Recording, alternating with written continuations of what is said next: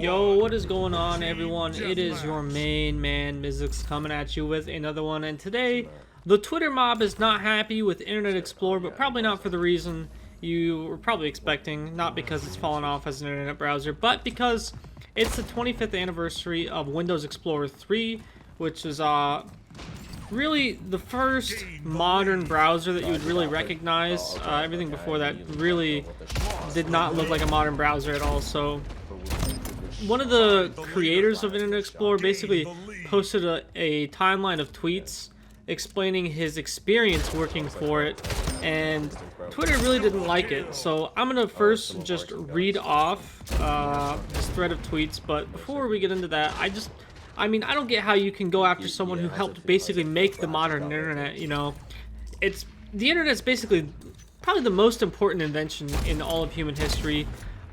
I mean, pretty much everyone has access to pretty much any piece of information you'd want to know.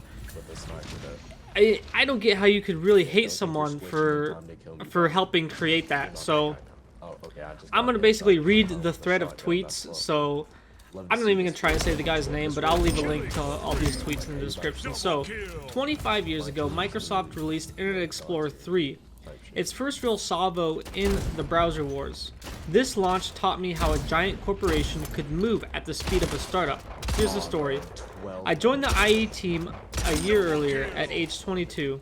The team was only 9 people and desperately trying to quickly grow as fast as possible. I remember being asked one question at the interview: how soon can you start?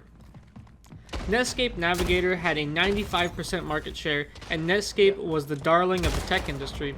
They were famous for working on internet time. We were almost 2 years behind them, and we needed to catch up. Instead of hiring fast, we kept a super high bar for talent, betting that everybody would want to work at this new exclusive team at Microsoft that was so hard to get into. It worked. Early on, a critical rule I learned about execution. My boss, Chris Jones, told me, there's 3 ways to handle work being assigned to you. If you say you'll do it, do it. If you say you can't, that's okay. But if you sign up for work and drop the ball, the team fails. Learn to say no. I also learned the value of motivation.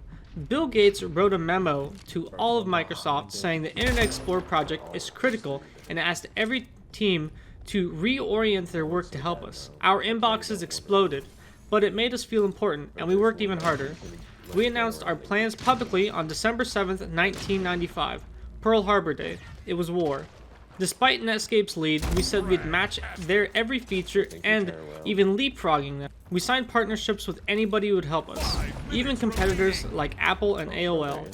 To motivate us more, I plastered the hallways with quotes from Netscape's founder. Netscape will soon reduce Windows to a poor, buggy set of device drivers. It reminded us that this new startup threatened to destroy all of Microsoft. The Internet Explorer team was the hardest working team I'd ever been on, and I had worked at multiple startups. This was a sprint, not a marathon. We ate every meal at the office. We held foosball tournaments at 2 a.m. just to get energy back up and continue working. Sadly, there were divorces and broken families and bad things that came out of that. But I also learned that even a 20,000 person company, you could get a team of 100 people to work like their lives depended on it. When Internet Explorer 3 launched 25 years ago, it didn't win the browser war, but it made a serious dent, and Netscape began to worry. 2 years later, we shipped Internet Explorer 5 and became the dominant browser of the time.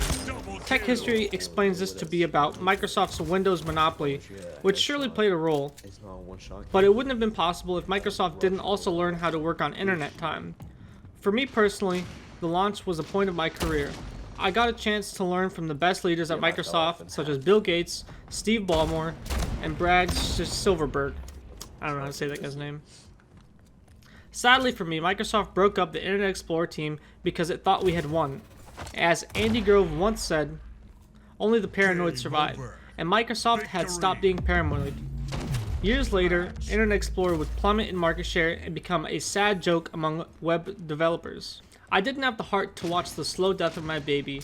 I left Microsoft in 1999 and joined my former competitors from Netscape to start a startup together, Tell Me Networks. I have a chance to apply all the lessons I learned from Microsoft. Footnote to mention my divorce, which I don't glorify, but to note the repercussions, I must admit, exaggerated. There were 2 divorces.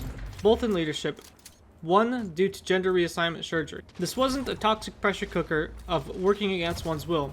The leadership worked hardest of all, and most of us were in our early 20s, and it was a launch point for most of our careers. Every member of the team considered it a highlight of their career, and it was great mutual respect with them and the team at Netscape, who are still my friends.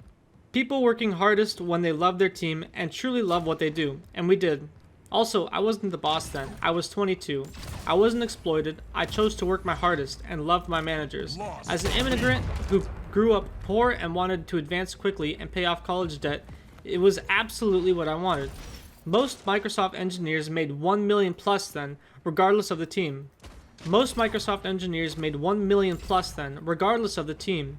But thousands of them wanted to join the Internet Explorer 3 team just to do their best work and give their all. And thousands considered it crazy and chose to join other teams. Anybody who left our team was quickly hired on other teams. I mentioned divorces, etc. not to glorify, but precisely to say hard work has repercussions. But those were absolutely repercussions we chose ourselves. Alright, and you know, the Twitter response is basically, I mean, if you spend a lot of time on Twitter, you pretty much know what the response is. A lot of people on Twitter hate hard work, and especially everyone nowadays thinks Internet Explorer is a joke, and that's basically because it is. But, I mean, back in the early 2000s, this absolutely revolutionized the way that web browsing was done, right?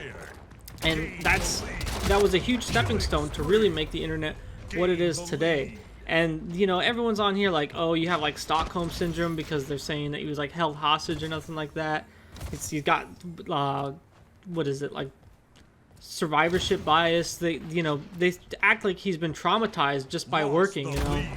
And I mean, it's really sad that you see a bunch of grown adults on here who are like really upset about this guy talking about how he made Internet Explorer really what it is today. And obviously Internet Explorer is pretty trash today, but I mean, it's the predecessor to like the modern browsers, right? Like a lot of what Google Chrome is just they copied what worked from Internet Explorer and then they streamlined it even more. So I mean, technology works in a stepping stone, so obviously if you look at it right now, I mean, it's absolutely garbage and you're not going to get anywhere with it, right? But I mean, you know, this is just, it's just pathetic when you go on Twitter and you see stuff like that. They're really hating on people for making the internet what it is today. So I hope you guys enjoyed the video. Be sure to leave a like, and peace out.